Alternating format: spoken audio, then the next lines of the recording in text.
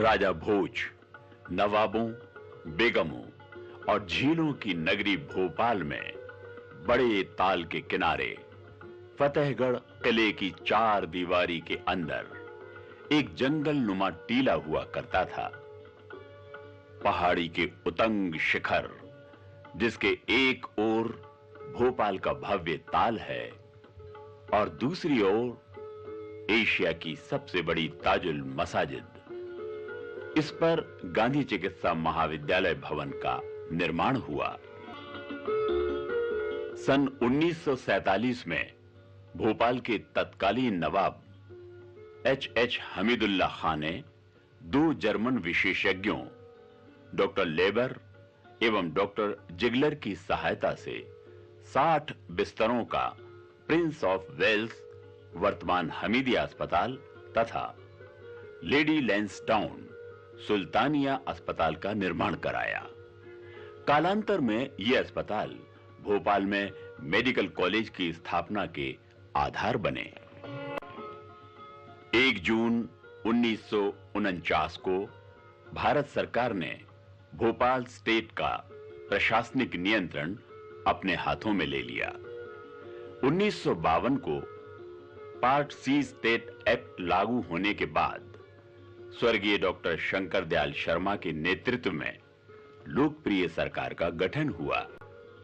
राज्य में चिकित्सा सुविधाओं के विस्तार एवं डॉक्टर्स की कमी के मद्देनजर डॉक्टर शर्मा के मन में भोपाल में मेडिकल कॉलेज की स्थापना का विचार अंकुरित हुआ। स्वर्गीय राजकुमारी अमृत कौर, तत्कालीन केंद्रीय स्वास्थ्य मंत्री, ने स्वास्थ्य मंत्रालय के अधिकारियों को भोपाल में भवन और अस्पताल के चयन हेतु भेजा। पॉलिटेक्निक कॉलेज का भवन मेडिकल कॉलेज की फौरी स्थापना हेतु उपयुक्त समझा गया। तदनुसार 13 अगस्त 1955 को स्वर्गीय लाल बहादुर शास्त्री, तत्कालीन रेल मंत्री के कर कमलों से राजधानी भोपाल में चिकित्सा महाविद्यालय का उद्घाटन हुआ। कॉलेज में सिर्फ 2 विभाग थे, एनाटॉमी और फिजियोलॉजी। अपनी आंखों में सुनहरे भविष्य का सपना लिए 50 धड़कते दिलों का कारवां यहां से प्रारंभ हुआ। 40,000 की जनसंख्या मात्र 2 जिलों सीहोर, रायसेन और मूलभूत सुविधाओं वाले भोपाल, जिसकी पार्ट सी स्टेट होने के नाते सिर्फ 1 लाख रुपए की फाइनेंशियल पावर होने के बावजूद डॉक्टर शंकर दयाल शर्मा के पंडित जवाहरलाल नेहरू से संबंधों के चलते इलाहाबाद, कानपुर के लिए प्रस्तावित मेडिकल कॉलेज भोपाल में मूर्त रूप ले सका। भोपाल के रियासत के मुख्य अभियंता मिर्जा फहीम बेग और वास्तुविद श्री S.C. शर्मा ने जिस स्थान और भवन की परिकल्पना की, वो फतेहगढ़ किले की ऊंची टेकरी पर था। भोपाल के भाल पर यह सुनहरा टीका था।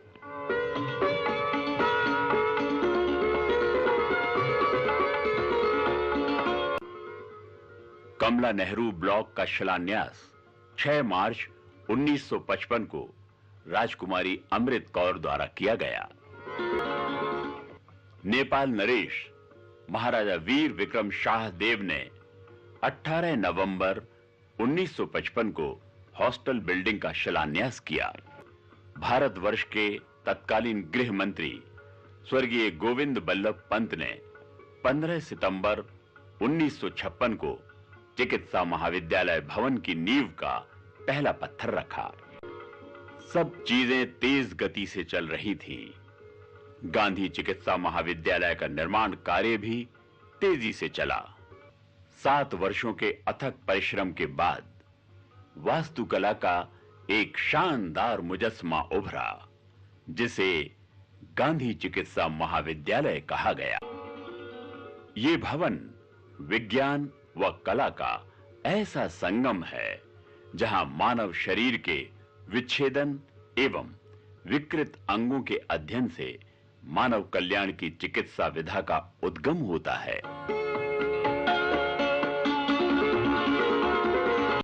पंडित जवाहरलाल नेहरू तत्कालीन प्रधानमंत्री द्वारा 13 मार्च 1963 को वर्तमान भवन का उद्घाटन हुआ।